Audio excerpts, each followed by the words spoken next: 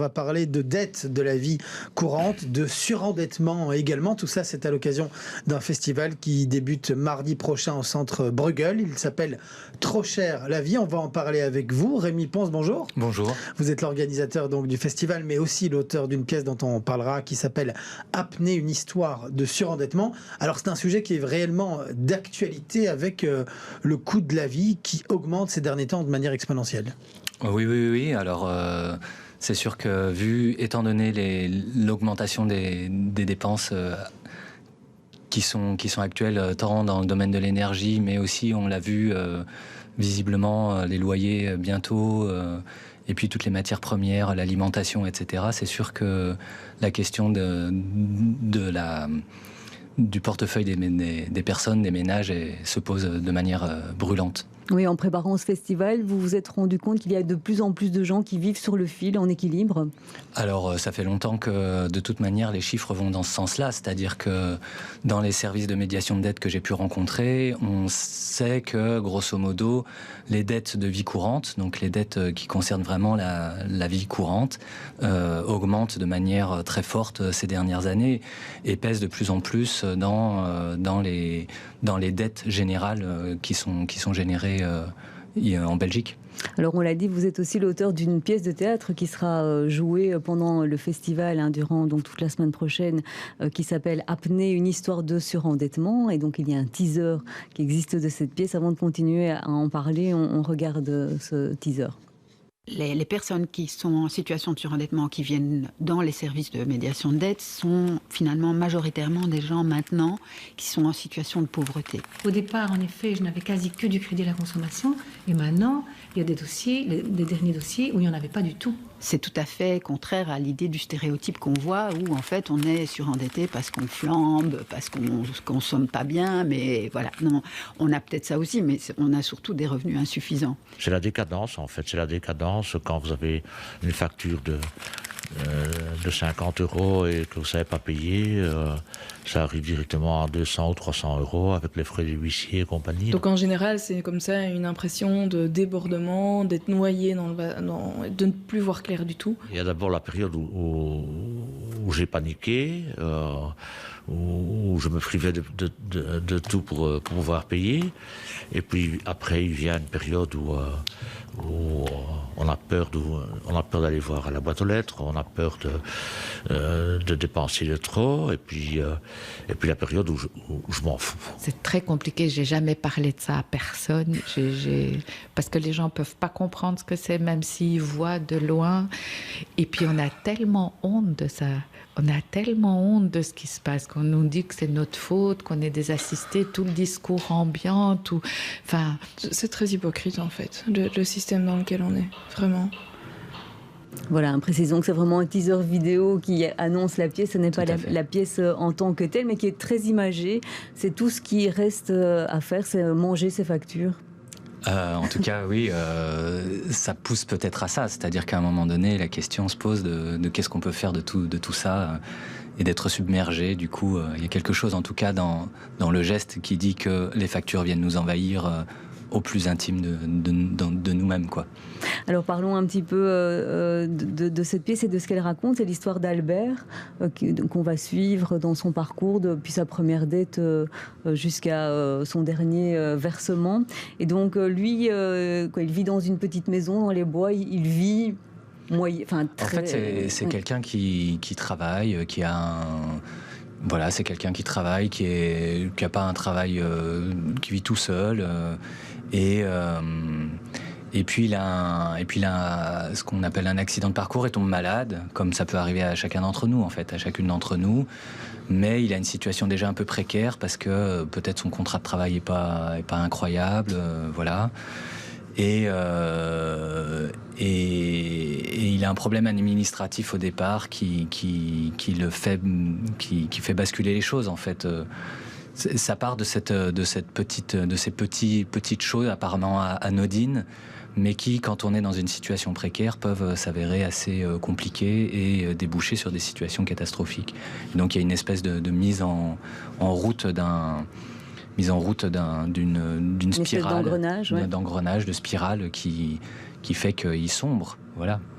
Donc au départ, la pièce étudie ces mécanismes qui font qu'à un moment, on va tomber dans cet engrenage-là. Oui, c'est ça, c'est le récit de tous ces petits moments, de toutes ces petites choses qui font que ça bascule et qui donnent aussi le paysage et comment aussi la pression, elle est très forte. C'est-à-dire qu'à un moment donné, plutôt que d'aider les personnes à résoudre ces problèmes, on les enfonce en leur envoyant des lettres de rappel sur lettres de rappel, et puis aussi en envoyant les huissiers très rapidement avec des frais qui augmentent de manière exponentielle, de manière très rapide, et qui font que la situation de ces personnes devient très vite catastrophique en fait. Oui, donc la pièce s'appelle Apnée, et on a un peu l'impression parfois que le système leur maintient la tête sous l'eau. Ah oui, complètement.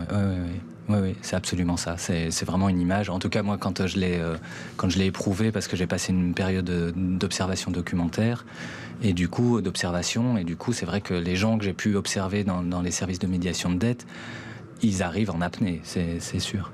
Alors, c'est une thématique assez particulière, parfois peu médiatisée. Ça vous est venu comment l'envie de vous plonger, de vous immerger dans cette problématique ?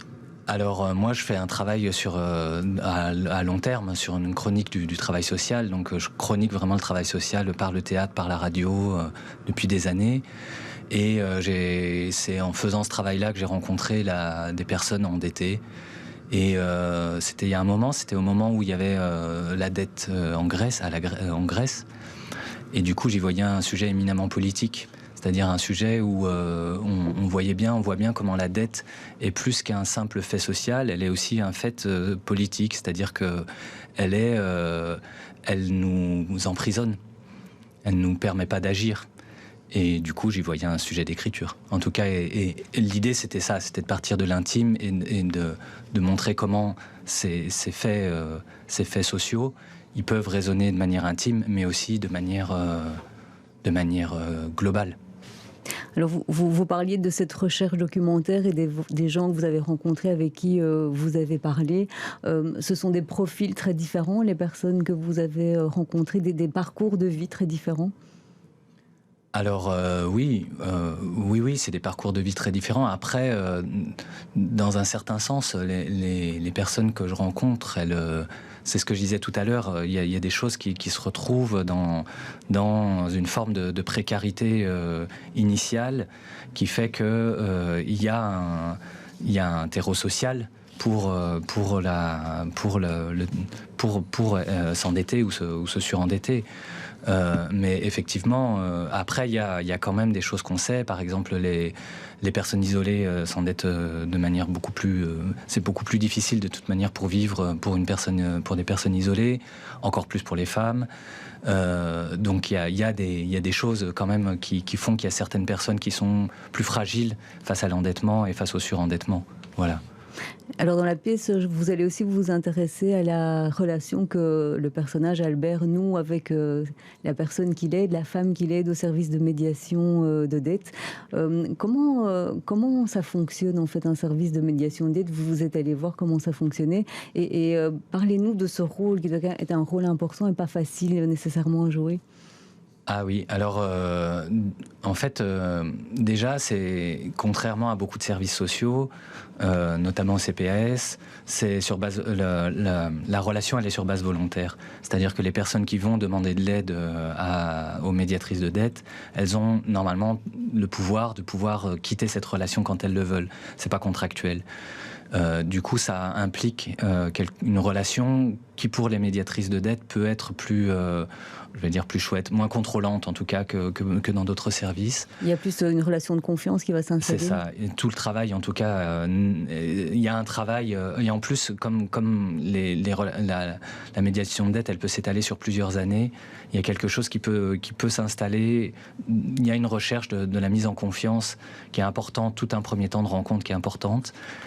Et que je cherchais à mettre en place dans l'écriture et dans le jeu. En tout cas, travaillant moi-même sur ces sujets-là depuis des années, puis sur ce rôle particulier du travail social, et du travailleur et des travailleuses sociales. Du coup, c'était important. Et du coup, l'actrice qui joue ce rôle, elle est très attentive à ça. C'est-à-dire à la mise en relation avec ce personnage qui en plus arrive, bon, c'est du théâtre, hein, on n'est pas, qui arrive et qui est mutique quand il arrive dans le bureau de médiation de dette.